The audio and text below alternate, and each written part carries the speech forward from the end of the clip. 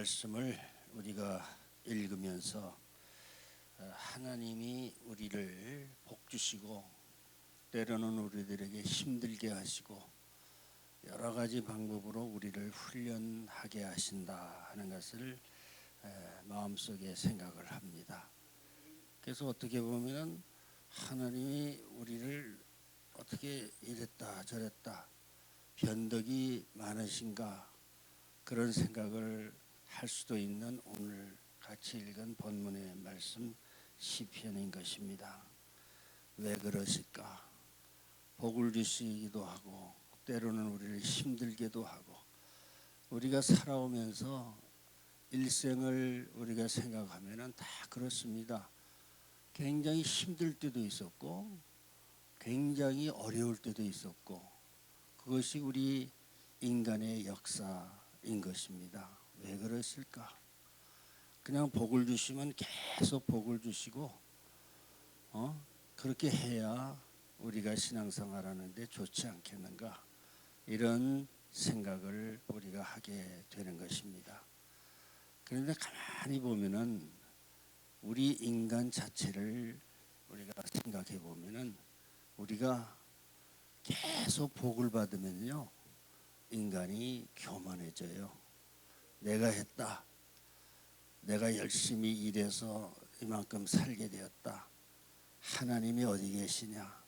하나님 부인하게 되는 것입니다. 그러니까 인간의 지혜가 하나님 미련함보다 못하고요. 하나님의 참 기쁘신 뜻을 우리가 어찌 다 헤아릴 수가 있습니까? 우리 인간을 너무나도 잘 아시기 때문에 하나님은 우리에게 때를 따라서 복을 주시기도 하고 하나님 우리에게 힘들게도 하시는 하나님인 것입니다. 그러니까 우리가 지혜를 어떤 지혜를 가지며 살아야 되는가? 하나님을 아는 지혜를 우리가 가지고 살아야 되는 것이에요. 성경의 잠언서는 지혜로운 솔로몬의 지혜예요. 지혜가 이 솔로몬이 했어요. 내게 부하게도 하지 마시고 내게 가난하게도 하지 마시고 오직 내게 필요로 한 양식을 주어 먹이게 하옵소서. 잠언서 30장 8절 9절에 나오지 않아요? 혹 내가 배불리하여 하나님을 모른다 여호와가 누구냐 할까 하오며 혹 내가 가난하여 도적질하고 내 하나님의 이름을 욕되게 할까 두려워함이니이다. 이렇게 고백하고 있음을 봅니다. 사실 그렇습니다. 그래서 내가 살아오면서 그 지난 날을 돌이켜 보면은 우리 집이 그랬어요. 우리 아버지가 사업을 해가지고 크게 일으켰다가 또 전부 다 망하게 되고 또 일으켰다고 말.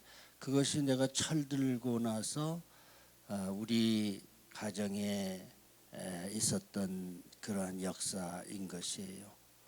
그것을 보면은 내가 그런 어려운 훈련 방법을 하나님이 택하지 않으셨다고 하면은 내가 오늘날 이 나이에 하나님의 말씀을 전하는 목회자가 되었을까 이런 생각도 하게 되는 것입니다. 하나님 고맙습니다. 나를 이 시대의 목회자가 되기 위해서 이러한 훈련을 내가 겪게 하여 주시니 감사합니다. 이런 고백을 종종 하게 되는 것입니다. 그래서 하나님은 복을 주실 때 그러나 우리에게 충만하게 내려주시는 것을 봅니다. 그래서 우리가 구약의 이삭을 보면은요, 이삭이 하나님의 복을 받았어요.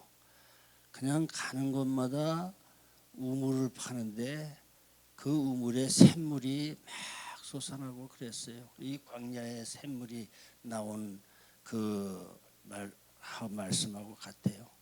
그리고 농사를 지으면 100배의 이익을 얻게 되었다. 그런 것이에요. 그러니까 그 주변의 이방 사람들이 시기하고 질투해서 이삭을 많이 괴롭히지 않았습니까? 옮겨서 또 우물을 파면 또 샘물이 나오고, 그래서 100배의 이익을 얻게 된 말씀을 우리는 볼 수가 있습니다. 하나님 이렇게 우리에게 필요한 것을 채워주시는 하나님께 감사합니다. 이렇게 우리는 하나님을 감사하며 살아야 되겠다. 그래서 그분은 강물을 샘물로 마른 땅을 변하게, 광야를 샘물로 마른 땅을 변하게 하시고, 비옥한 땅을 소금밭으로 변하게 하시고, 그곳에 사는 사람들을 악하기 때문이다. 이렇게 말씀했어요. 35절에는 그분은 광야를 흐르는 물로, 마른 땅을 샘물로 바꾸게 하신다 하는 말씀도 있습니다. 그래서 우리는 이 하나님의 하시는 일들을 우리가 생각하면서 우리는 하나님을 원망하기보다는 하나님 감사합니다. 나 같은 인생을 깨닫게 하여 주시고 하나님이 나를 훈련시켜 주시니 감사합니다. 이렇게 하나님께 감사하고 기도하는 이러한 성도님들이 되셔야 되겠다 하는 말씀을 우리가 생각합니다. 그래서 오늘 우리가 이 말씀을 우리가 한번 뒤에 읽어야 되겠어요. 뒤에 보면은요 이렇게 나와요. 33절에서 38절을 우리가 한번 읽겠습니다. 시작. 우리가 겪는 모든 복과 재앙은 하나님 손에 있습니다. 하나님 말씀에 순종하면 복받고 불순종하면 죄악의 길에 행당합니다. 강이 광야가 되고 땅이 되고 옥토가 손밭이 되는 것은 거주민의 죄악 때문입니다. 징계로 인한 고난은 겸손 마음으로 다시 하나님을 찾게 합니다. 고난 가운데 겸손히 죄악의 길에 돌이켜 하나님을 찾으면 하나님은 인자하심으로 다시 복을 내리시고 광야에 흐르는 물로 변해 거주할 생업을 쓰게 되며 수확과 소유로 풍성해집니다. 택한 백성을 향한 하나님의 뜻은 항상 평안과 소망입니다. 죽음의 땅이 생명의 땅으로 변하게 하며 적인 변화는 말씀에 대한 순종이 비롯됩니다. 그래서 우리가 말씀에 순종하게 되면은 하나님이 이렇게 하시려고 이런 고난의 시련을 있게 하셨구나 하는 것을 생각합니다. 그 밑에 한번 같이 읽어요. 강이 광야가 되고 옥토가 소금밭이 되는 것은 무엇 때문인가? 하나님과 복을 은혜를 누리게 인생이 되기 위해서 멀리하는 죄는 무엇인가요? 그 밑에 또 한번 읽겠습니다. 시작. 하나님의 심판과 구원은 완전한 공의에 기초하기에 신뢰할 수 있습니다. 하나님은 주신 복을 누리면서도 그분을 멀리하고 죄악의 길로 행하면 하나님은 다시 우리를 고난으로 낮추시고 단련하십니다. 높은 지위에 있다고 교만한 죄악의 길로 행하면은 황폐한 땅도 정락되고 맙니다. 반면 굶주리고 궁핍한 사람이라도 하나님을 의지하고 겸손히 행하면 그분은 고통에서 건져주시고 하십니다. 하나님의 뜻은 세상의 기준과 다릅니다. 정직한 자들은 이런 하나님을 기뻐하십니다. 그러나 악한 자들은 이를 싫어하며 미련하게 행하다가 실패합니다. 복과 재앙의 이면에는 하나님의 섭리가 담겨 있습니다. 하나님이 이런 하시는 공의를 똑똑히 보고 그분이 인자하심을 깨달아 겸손하게 행하는 것이 최고의 지혜입니다. 그랬어요. 그래서요, 우리가 믿는 사람, 정직한 사람, 의로운 사람은 하나님이 하시는 일을 우리가 보고 하나님이 이렇게 하셨구나. 그것도 하나님의 공의로우신 역사를 우리가 보고요. 눈으로 확인하고요.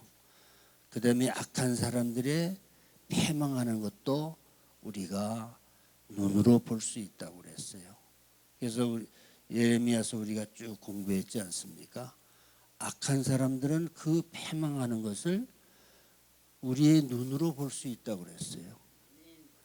이게 굉장히 은혜가 됩니다. 우리가 이 세상에 살면서요, 얼마나 악한 사람이 많은지 몰라요. 그리고 그 악을 행하는 사람들은 뭐 양심도 없어요. 그냥 거짓말로 재판을 하고 그냥 거짓말로 모든 증거를 조작해서 돈 주고 그렇게 유전 유죄 아니에요. 이 세상이에요. 그런데 조금만 더 기다려 보세요. 그 악한 사람이 하나님의 심판을 받아 패망하는 것을 우리는 눈으로 볼 수가 있어요. 이게 하나님의 믿음을 가지고 있는 성도들에게 주시는 하나님의 위로의 방법이 되는 것이다. 그래서 우리가 많은 단련을 받으면 하나님이 우리를 외면하는 것이 아니다. 하나님이 나 한 사람 한 사람을 훈련시키는 것이다. 그래서 오늘 하나님이 하시는 훈련 방법을 아는 지혜를 오늘 우리가 이 새벽 기도에 나와서요 얻을 수 있는 여러분과 내가 되시기를 바랍니다. 7분밖에 안 됐네. 너무 빨리 끝났어요. 자, 우리가 어떻게 할까요? 주여 세 번 부르시고 우리가 하나님 앞에 기도하겠습니다. 주여, 주여, 주여, 감사합니다. 오늘도 하나님 새벽에 나와서